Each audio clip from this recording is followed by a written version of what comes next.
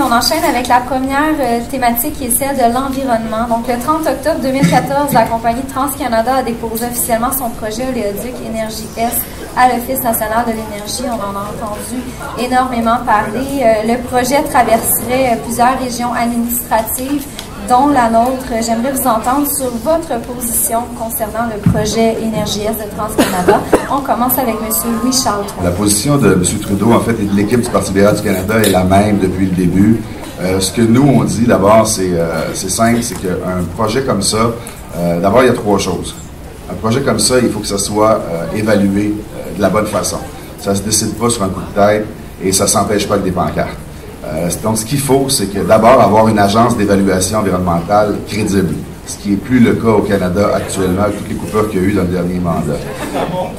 Donc, d'abord, créer une agence d'évaluation environnementale crédible, première des choses. Après ça, deuxième chose, on veut que cette agence-là fasse une vraie évaluation. On va être capable de connaître les tenants et aboutissants, qu'est-ce qui devrait ou ne devrait pas être fait dans ce projet-là. On sait que ce projet, en fait, tous les projets de transport de contaminants, quels qu'ils soient, par train, par bateau, par pipeline, il y a toujours des risques. Il faut prendre le temps de les évaluer comme il faut.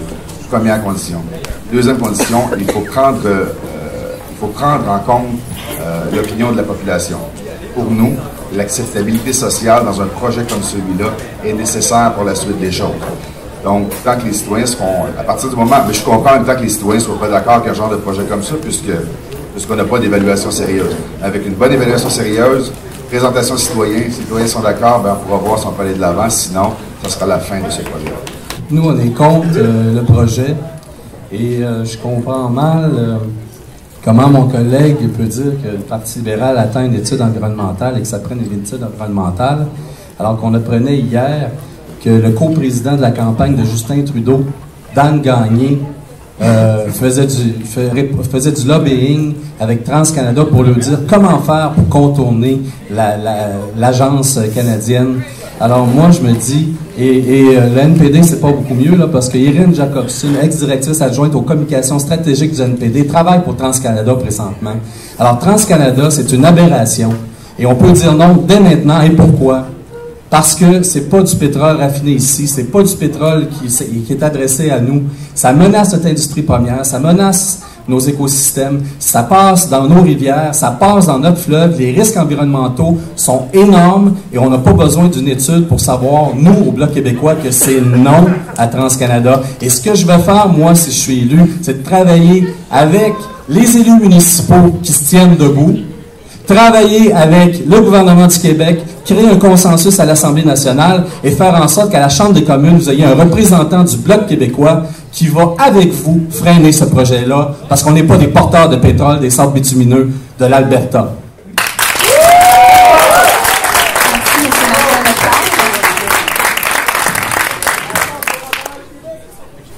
Alors, mon collègue du Parti libéral ne semble pas être le seul qui fait un petit peu d'amnésie ce matin, parce que le chef du Bloc québécois, Gilles Duceppe, le 26 juillet dernier, une semaine avant que la campagne électorale se lance, disait dans les médias, nous, notre position au Bloc québécois sur la question, c'est que rien ne devrait pouvoir se faire tant qu'il n'y a pas un feu vert environnemental, et ça comprend l'acceptabilité sociale et la rentabilité du projet.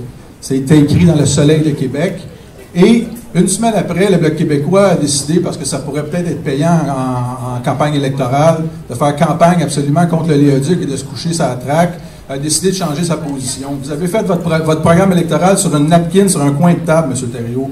La vraie position du NPD, c'est que ce projet-là est inacceptable parce que les conservateurs ont scrappé toutes les lois environnementales au Canada. Par exemple, il y avait 2,5 millions de rivières et de lacs qui étaient protégés selon les lois environnementales canadiennes. Et aujourd'hui, il en reste 129 sur 2,5 millions. Alors, c'est pour ça que ce projet-là est inacceptable.